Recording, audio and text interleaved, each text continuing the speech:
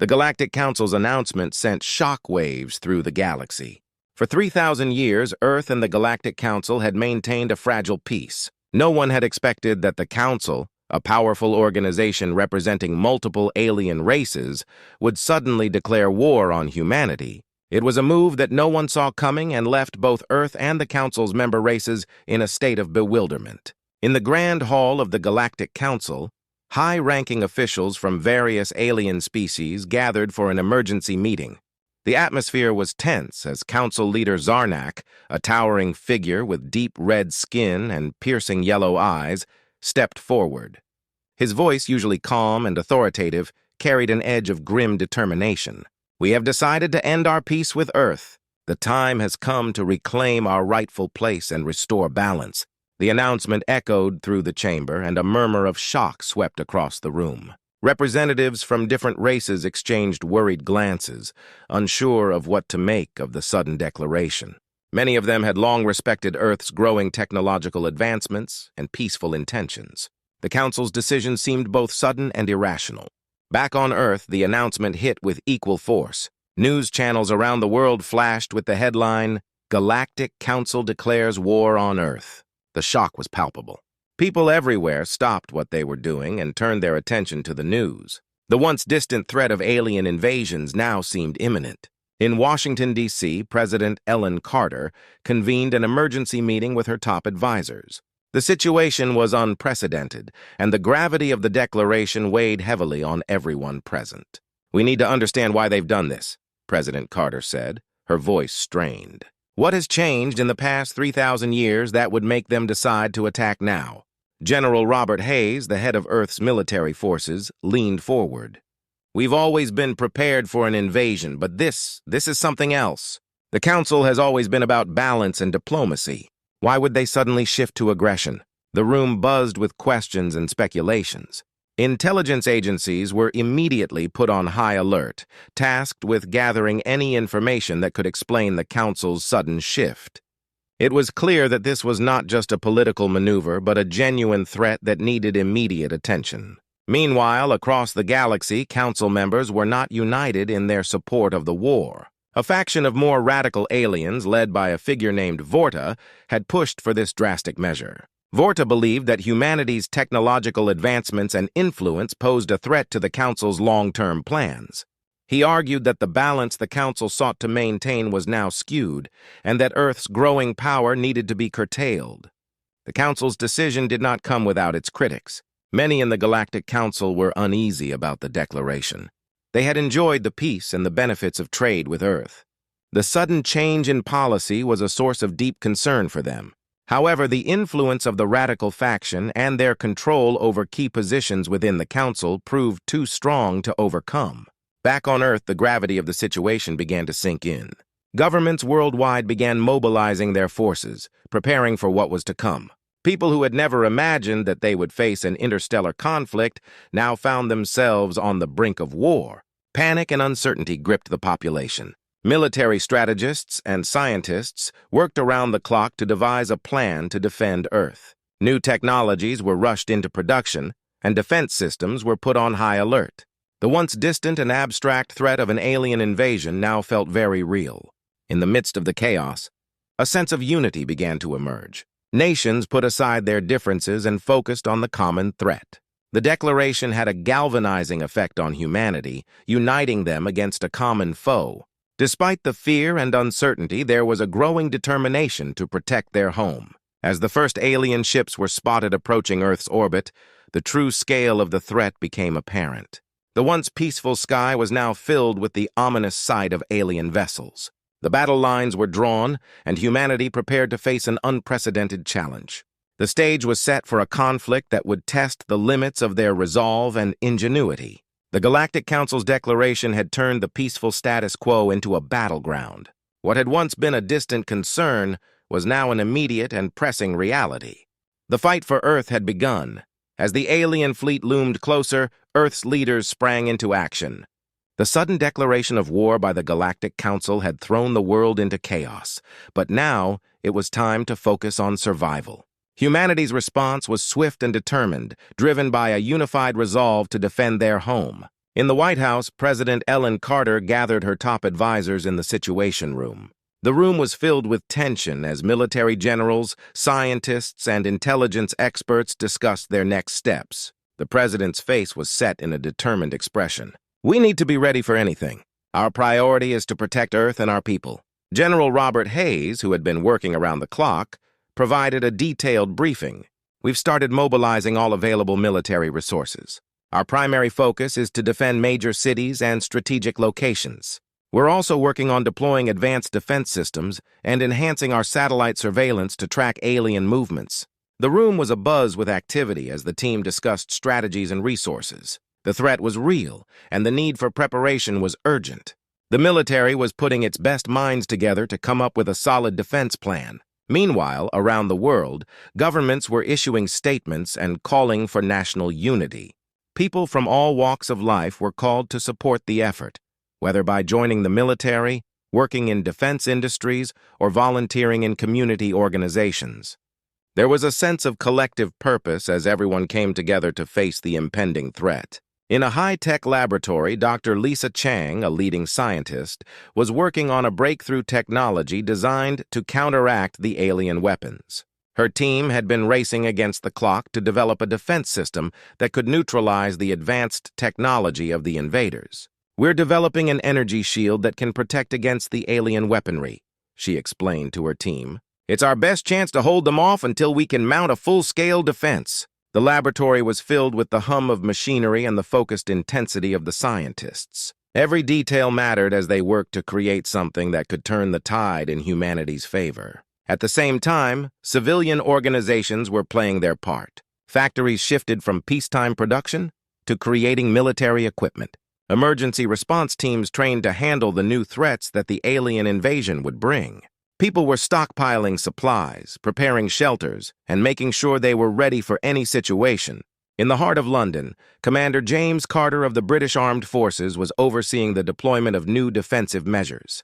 "We're setting up anti-aircraft systems and enhancing our ground defenses," he said to his team. "We've also received reports of alien scouting parties. We need to be on high alert and ready to respond quickly." Despite the high stakes, there was a sense of hope and determination among the troops. They were aware of the gravity of the situation, but were committed to doing whatever it took to protect their home. As the alien fleet approached, the first signs of their technology were becoming clearer. Unidentified objects were being detected in space, and the alien ships began to show their true size and capabilities. Humanity's defenses were put to the test as they prepared for the possibility of immediate confrontation. In the midst of this preparation, a small group of brave individuals undertook a covert mission. They were tasked with gathering intelligence on the alien fleet and finding out more about their plans. This mission was crucial for understanding the enemy's tactics and weaknesses. The mission team faced many challenges as they navigated through alien territory. Their bravery and quick thinking were vital in gathering the information needed for Earth's defense. Their reports would soon play a crucial role in shaping the strategies of the human forces. As the preparations continued, there was a growing sense of unity and resolve among the people of Earth. The threat was real, but so was the determination to face it head-on. Humanity was coming together in a way it had never done before, united by the common goal of survival. The stage was set for the next phase of the conflict. With the alien fleet nearing Earth's orbit, every second counted. Humanity's preparation was crucial, and their readiness would be tested in the coming battles. The fight for Earth had begun, and the outcome depended on the strength and courage of its defenders. The moment the alien fleet crossed into Earth's atmosphere, the world plunged into chaos. The Galactic Council's declaration of war had become a brutal reality.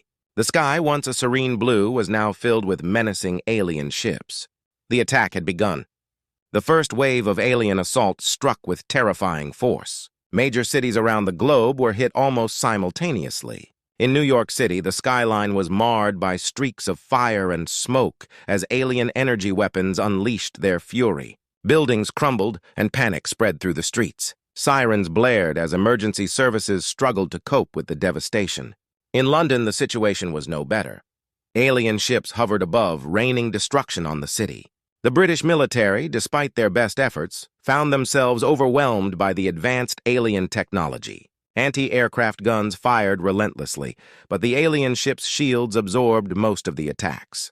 The military had to quickly adapt to the new, deadly threat. In Tokyo, the story was similar. The Japanese forces engaged in fierce battles with the alien invaders. The once bustling city was now a battleground, with explosions echoing through the streets.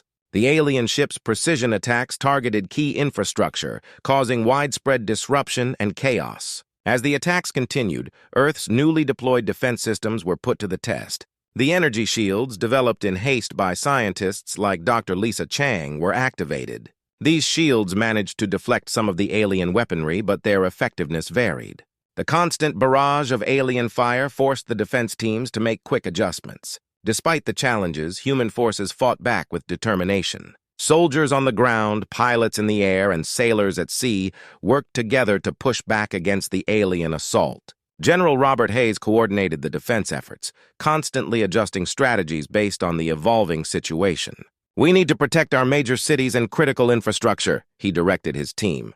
"Focus on minimizing civilian casualties and disrupting their attacks." In the midst of the chaos, a small group of soldiers and scientists managed to infiltrate an alien command center. Their mission was to gather crucial information about the alien tactics and weaknesses. The team faced numerous dangers, but their bravery paid off when they discovered a weakness in the alien ship's energy shields. This intel was quickly relayed to Earth's forces. Using the information, the military began to develop countermeasures to exploit the alien vulnerability. The battle lines began to shift as humanity adapted to the new information.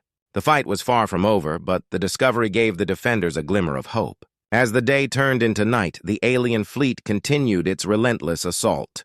The battle raged on across the globe, with both sides suffering heavy losses. The human spirit was tested as never before, but there were moments of heroism and resilience. Civilians helped by providing shelter and support to those affected by the attacks, while soldiers and first responders worked tirelessly to defend their homes. The alien fleet showed no signs of retreating. The Council's forces were determined to assert their dominance, and their advanced technology proved to be a formidable challenge. However, humanity's determination to protect their world was equally strong. The first day of the invasion demonstrated the harsh reality of war, but it also highlighted the unyielding resolve of those who fought to defend Earth. In the command centers and military bases, the sense of urgency was palpable. Every decision mattered as the battle for survival continued. The fight was just beginning, and the true extent of the conflict was still unfolding. The initial attacks had set the stage for a prolonged struggle, with both sides bracing for the next phase of the war. The alien invasion had begun, and Earth's defenders faced a critical test. The outcome of this conflict would shape the future of humanity and its place in the galaxy. As the battle raged on, one thing was clear. Humanity was ready to fight for their home, no matter the cost. The first wave of alien attacks had left Earth battered, but humanity's response was far from over. As the smoke cleared and the dust settled, the determination to fight back grew stronger. The battle was no longer just about survival. It was about reclaiming control and showing the Galactic Council that humanity would not be easily defeated. In the aftermath of the initial chaos, leaders and military strategists around the world rallied together. In the White House, President Ellen Carter held a crucial meeting with General Robert Hayes and other top officials. "We've taken heavy losses," President Carter said, her voice resolute. "But we have the strength and the will to turn this around. Let's focus on leveraging our new intelligence and pushing back." General Hayes nodded, his face etched with determination. "We've received valuable information about the alien ship's weaknesses. We need to use this to our advantage. Our scientists have developed a new weapon that can penetrate their shields. It's time to test it." Meanwhile, Dr. Lisa Chang and her team worked feverishly in their laboratory.